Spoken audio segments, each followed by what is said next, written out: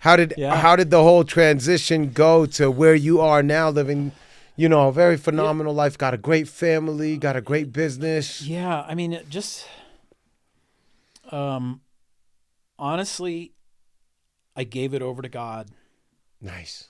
and just listened to people that had what I wanted. And I didn't listen to the chorus.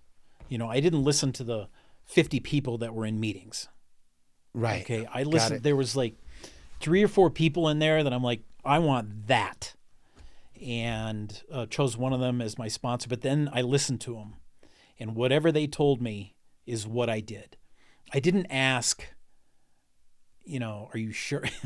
I didn't question. You didn't fight it. I didn't fight. So we're talking a full surrender. Surrender to win.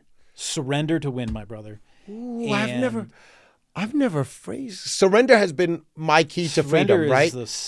But I've never actually phrased it in a way that said surrender to win. But that's literally been every trajectory point of my life. Yeah. Now, since sobriety, it's been surrender to win.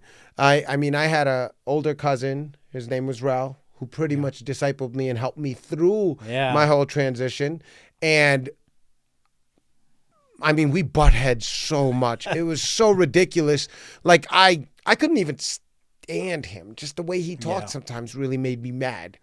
But I needed to surrender. Like anything he said at this point, I really needed to surrender. He was discipling me. He was taking the time to actually help me grow. But everything he actually taught me and in my surrender was what helped me win. Yeah. So I love that. Yeah. Surrender to win. And then there was a guy that I really respected in the rooms. He just said, I just stopped fighting.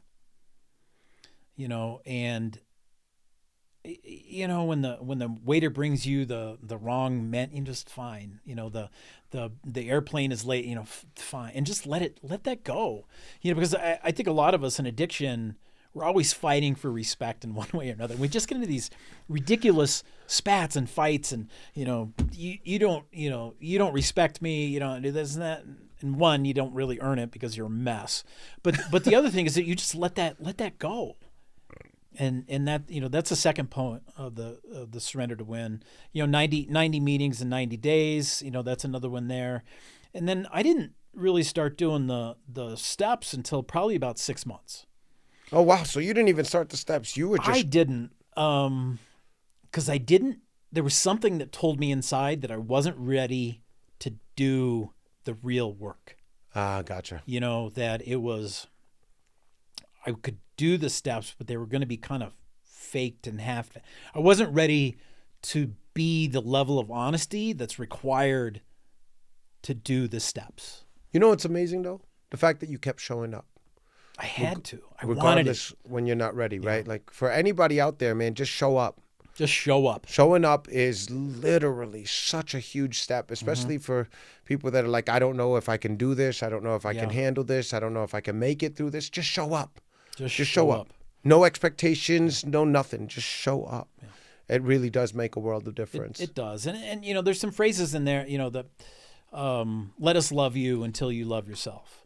And that is the showing up piece, and it's amazing the community of just a quick hug or a sincere hello that just kind of gets you through the day a little bit and just keeps it together one more day, because the miracle's coming.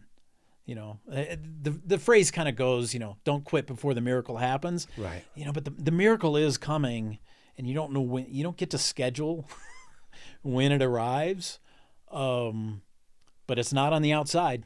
No. The life that I was living, the miracle was never showing up. It wasn't until I showed up in my life, I surrendered to win, that whatever clock I was being put on for my miracle to arrive, it started running. And that's the piece. I do live. The people around me are sometimes surprised when we have real conversations of my belief and understanding of God. And there is nobody that could ever bring me the sobriety except for God. And I couldn't do for myself what God could do for me. And it wasn't until I surrendered and really, I mean, sometimes I feel like these conversations end up being a little glossy. I worked so fucking hard on those steps that, in a sense, this is a dangerous word, but I was entitled to sobriety with the amount of work that I put into it. That if somebody was going to get sobriety, I wanted it to be me because I worked really hard to get it. And I think that's what happens sometimes when you do the steps and you're not really fully engaged and you're still kind of facading your way through that. You don't get the reward for it because you just didn't get stripped raw. And I will never forget sitting in my sponsor's patio with a wood burning stove. We were freezing in the middle of winter.